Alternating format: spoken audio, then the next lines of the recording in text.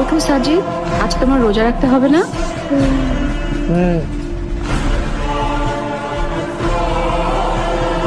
জলদি করো বাবা, সেহরি না করলে সারাদিন রোজা রাখবে কি করে? রোজা? আরে সাজিদ, তোমার সেহরি।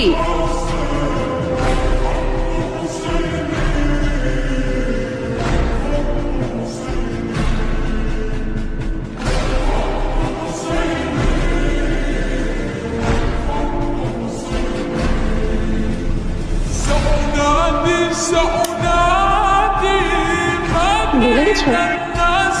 সাজিদ, জলদি করো, সেহরির সময় হয়ে গেছে। এখন সেহরি না করলে সারাদিন রোজা রাখবে কি করে? কাঁদছো কেন? এটাও এনেছি তো। সাজিদ, সেলিম চাচাকে বলো ইফতারের জন্য আমাদের বাসায় আসতে হবে।